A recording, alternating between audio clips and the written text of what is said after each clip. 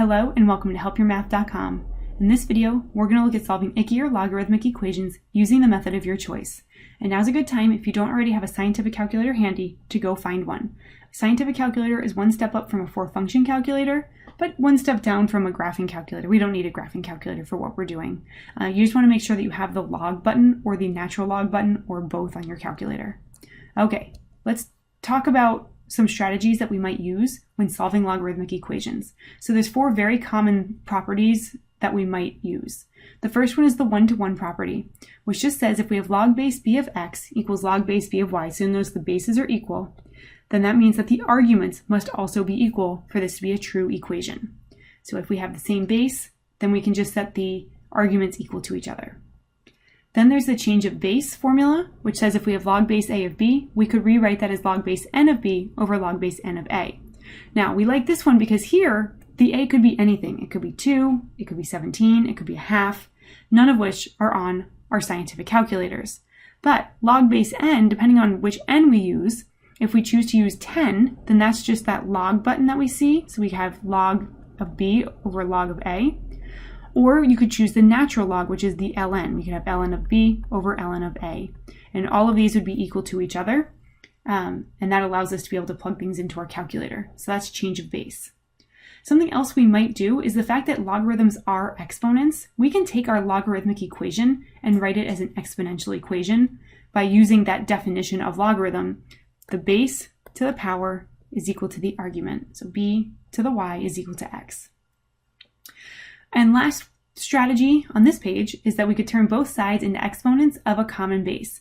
Most commonly, we do this when we have the natural log, and we do it with e. And the reason we like this, if we have ln of x, what we do is we actually take both of those and turn those into exponents of base e. And the reason we do this is because e to the ln, those cancel each other out, and that would leave us with just x. So then we would have x is equal to e to the y. This is going to be some value, presumably, assuming there's no variables over there, which you could put in your calculator, because your calculator should also have base e button as well, the natural base. And then you would just solve for the variable on the left-hand side. Okay, are there any restrictions on the value of x?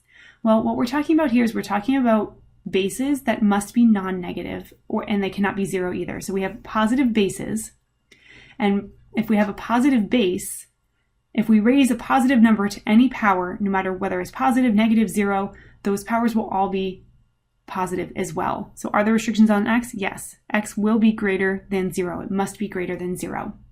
When we're talking about logarithmic equations, we must check our work because the argument must be positive. If we end up with a negative argument, that would be an extraneous solution, and that solution gets thrown out. Okay, in our first example, we want to solve using the most appropriate method, and then if we need to, we're going to approximate. Here we have log of 3y plus 4 equals log of y minus 12. Since no base is given, it's a log base 10. And because we have log base 10 equals log base 10, we can use that one-to-one property that says the arguments must be equal. So we have 3y plus 4 is equal to y minus 12. This is a linear equation, so I'm going to move the variables to one side, the variable terms, and I'm going to move the constant terms to the other side. So I'm going to subtract y to get the variables on the left, and I'm going to subtract 4 to get the constants on the right. That's going to give me 2y is equal to negative 16. Now I'll divide both sides by 2, and I end up with y equals negative 8. Okay, so this is our potential solution. Remember, checking your work is actually necessary. It's a necessary step with logarithmic equations.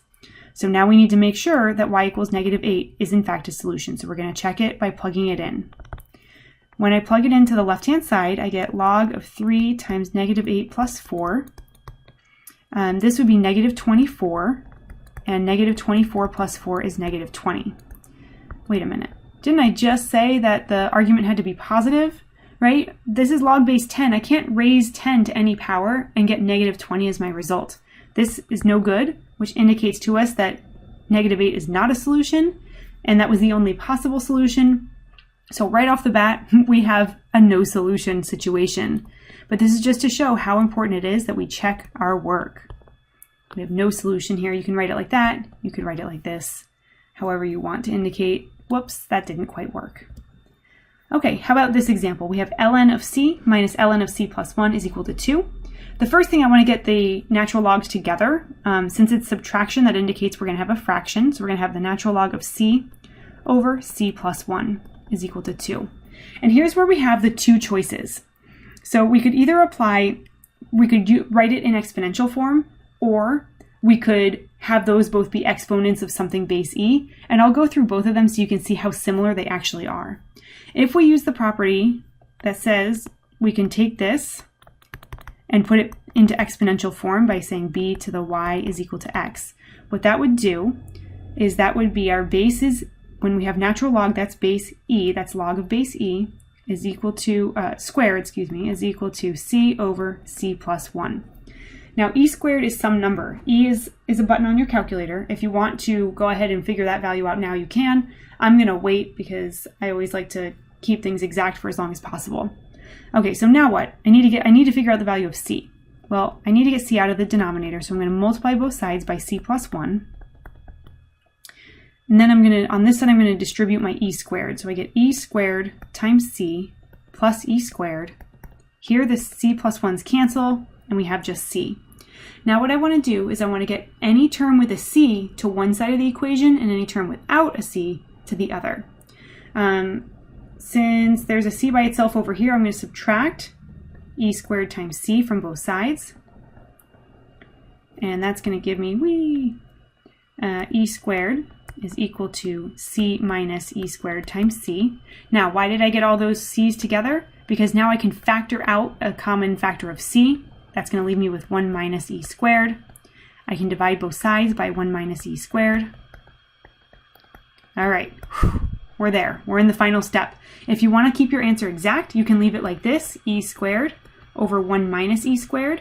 If you want to approximate it, go ahead and get your calculator and do e squared divided by 1 minus e squared. And that will give us approximately negative 1.157. Now what we need to do is we need to make sure that that's okay. Is it okay that we have negative 1.157? Remember, it's crucial that we check our work. So when I look back, as soon as I go to plug it in, I see that we end up with a negative argument. So yet again, we have no solution. We are over 2 with solutions here. All that work just to find out actually nothing works. Now, I did say there was another method we could use, so just to do that so we can compare, because this seemed like a lot of work. Let's see if the other one's shorter. First step is we're gonna use this again. So we have ln of c over c plus 1 is equal to 2. And now what we would do is we would turn both of those into exponents. So I'm actually just going to cheat and do this. So we have e to the ln of c over c plus 1 equals e squared. And now what we're going to do is that cancels. So we're left with c over c plus 1 is equal to e squared. And you can see that gets us, where does that get us? Right? It's basically the exact same thing. So I don't need to go through all those steps again. It doesn't look like that saved us that much time. So really it's up to you if you like one of those ways better than the other. Unfortunately with this, we end up with no solution. Sad day for us. Okay, just 2 more examples. You ready? If you are, what am I going to say? I'm going to say pause the video and try these on your own. See what you come up with.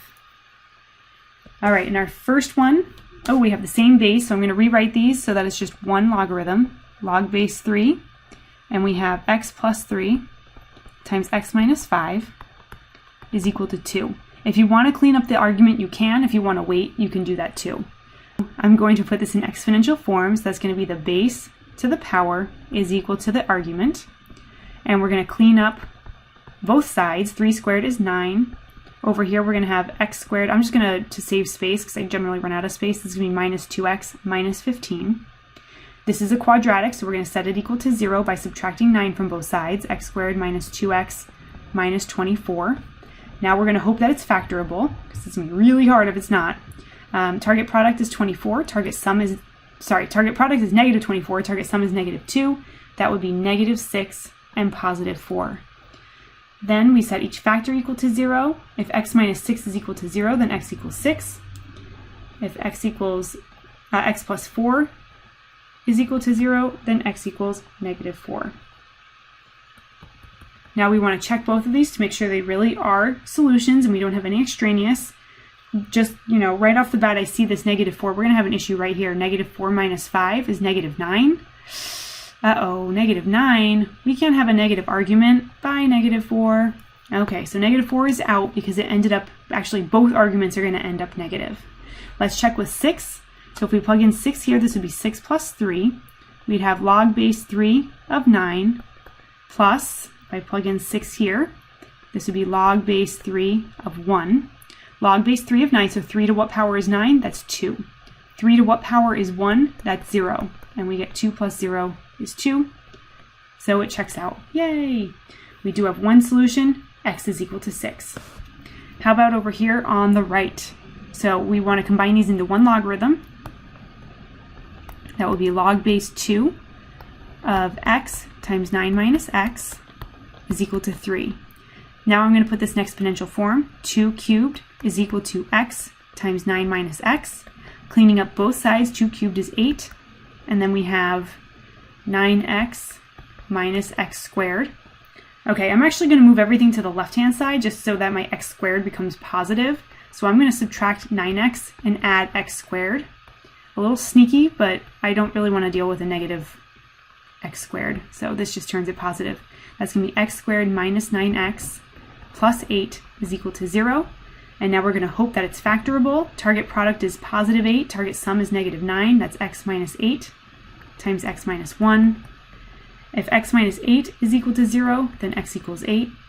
If x minus 1 is equal to 0, then x equals 1. We need to check them both. Okay, so when we go to check 8, this would be log base 2 of 8 plus log base 2 of 9 minus 8, which is 1. 2 to what power is 8? That's 3. 2 to what power is 1? That's 0. 3 plus 0 equals 3, which is exactly what we intended. So we have one solution. Let's look at x equals 1. That would be, I'm going to check it over here, log base 2 of 1 plus log base 2 of 9 minus 1. Log base 2 of 1, so 2 to what power is 1? That's 0. And this is 8 when we subtract 9 minus 1. Log base 2 of 8, so 2 to what power is 8? That's 3. 0 plus 3 is 3. Hey, they both worked! Look at that, we're ending on such a happy note. We have two solutions for the first time in this video, 1 and 8.